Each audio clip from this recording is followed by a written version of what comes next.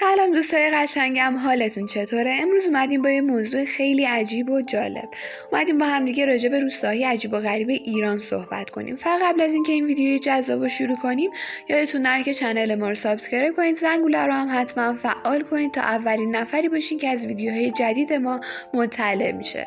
بریم با هم دیگه یکی یکی براتون از ویژگی‌های عجیب این روستاها بگم. اولین روستای ماخونیک با مردمانی کوتاه قده، روستای 300 ساله خراسان جنوبی در صدر این لیست قرار داره، چون به عنوان سرزمین لیلیپوت‌های ایران در تمام دنیا شناخته میشه. در روستای ماخونیک همه چیز عجیبه و اگه میخواید بدونید که چرا باید به این روستای عجیب سفر کرد، ما امروز به طور مفصل راجع به این روستا واسهتون توضیح میدیم. این روستا که در مرز ایران و افغانستان واقع شده، تا قبل از اینکه در دنیای گردشگری مطرح بشه، روستای دور از دسترس بود و حتی قرن‌های متمادی از نظرها پنهان مانده بود. ساکنان روستای ماخونیک افرادی کوتاه‌قد هستند که در خانه‌های عجیب زندگی می‌کنند و به خاطر ساختار عجیب خانه‌هایشان در لیست 7 روستای شگفت‌انگیز جهان قرار گرفتند. در واقع خانه‌های روستای ماخونیک با ارتفاع بسیار کم و در دل هم ساخته شدند و کف این خانه‌ها 1 متر پایین‌تر از سطح زمینه. البته در این سال‌ها که پای گردشگران داخلی و خارجی به اون باز شده، رد پای مدرنیت رو در گوشه و کنار این روستای ساده پیدا خواهیم کرد. این روستا بر اساس مستندات تاریخی به عنوان محل زندگی کوتوله‌ها شناخته میشه و گفته میشه بلندترین قد فرد در این روستا کمتر از 140 سانتی متره. روستای درکش منطقه سرشار از گیاهان دارویی و درمانی. خراسان شمالی نیز روستایی به نام درکش داره که اون رو به عنوان داروخونه طبیعی ایران میشناسند. این نگین سرسبز شرق مقصد مناسبی برای طبیعت گردان به حساب میاد و در هر فصلی از سال زیبایی‌های منحصر به فردی داره. بهار و تابستان که از راه میرسه، عطر گیاهان دارویی مثل آویشن، کاکوتی و استخوان‌دوست در فضای دامنه ها و تپه های این روستا میپیچه و تا چشم کار میکنه همه جا سرسبزه. خیلی زود به این پی خواهید برد که تمام این زیبایی ها به محبت رودخانه پرخروشیه که در دل این دره ها و از تمام این روستا میگذره. در روستای درکش 380 نوع گیاه دارویی میرویند که به گفته گیاهشناسان 79 گونه اون بسیار نادره. جنگل بلوط روستای زیبای درکش که زیستگاه گوزن قرمز از دیگر جاذبه‌های دیدنی این روستا به حساب میاد. در کل توصیف زیبایی‌های روستای درکش خراسان و مناظر حیرت‌آور اون غیر ممکنه و باید از نزدیک نظاره‌گر این زیبایی‌ها بود. روستای ایستا، منطقه‌ای بدور از هر گونه تکنولوژی. روستای ایستا یا روستای توقف با اهالی ساده‌زیست خود به کنجکاوی بزرگی برای گردشگران به خصوص خانم‌ها تبدیل شده. این روستا که سبک زندگی قاجاری رو به دنیای مدرنیت امروز کشانده، از سبک مدرن بسیار دوری میکنه و بدون اینکه کاری به کار کسی داشته باشه، سبک زندگی خودش رو تبلیغ بکنه، در سکوت و آرامش به حیات خودش ادامه میده. در روستای ایستا هیچ ردی از مدرنیت پیدا نمی کنید. گاز، برق، آب، تلویزیون، موبایل، خودرو در گذراندن زندگی اهالی روستای ایستا هیچ سهمی نداره و اونها طبق فتوای مجتهد تبریزی از همان دوران قاجار تا به الان به اون شیوه زندگی می کنند و به عبارتی زمان در محل زندگی اونها متوقف شده. در سفر به شهر طالقان میتونید به بازدید از این روستا برید. آنها با اهالی بیرون ارتباط دارن ولی به هیچ وجه از زندگی امروزه تاثیرپذیری ندارند.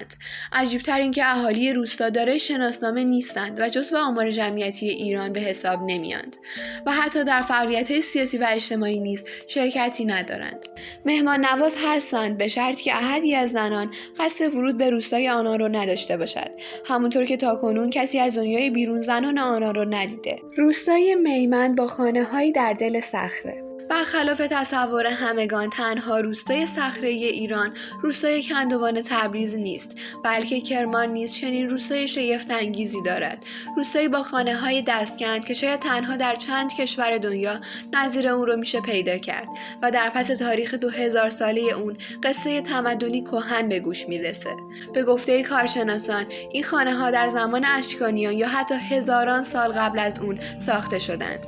استحکام چند هزار ساله این خانه‌ها ها معماری شگفت‌انگیز اون دوره رو ثابت میکنه.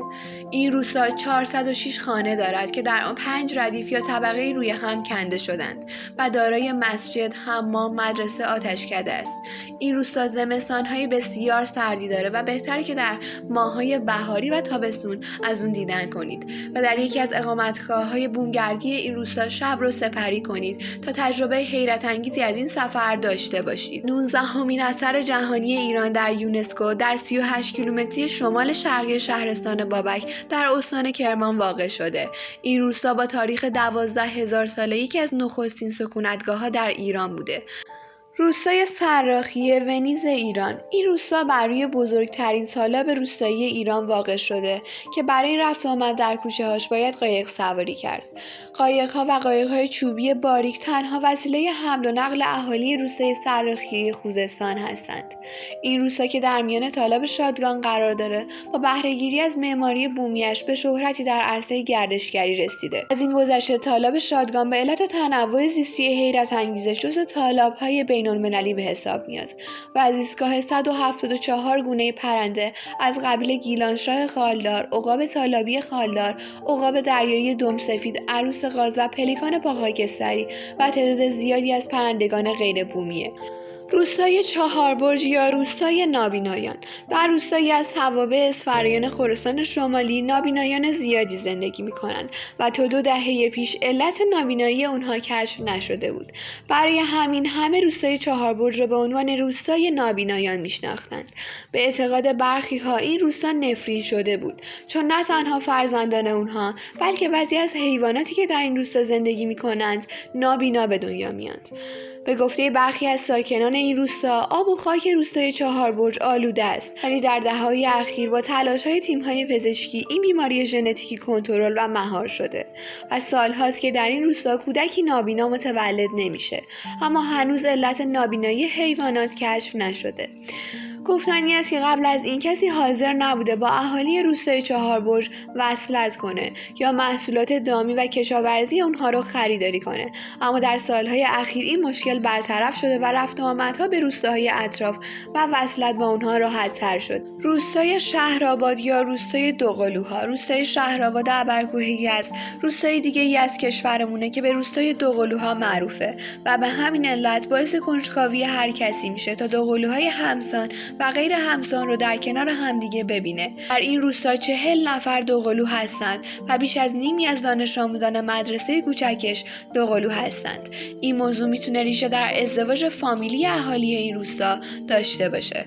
علاوه بر این، شهر ابرکوه یزد دارای بناهای تاریخی مثل خانه صلحت، یخچال ابرکوه و گنبد عالیه. ایران به غیر از مناطق شناخته شده‌اش جاهای قشنگ و بکر زیادی برای گشتن و دیدن داره.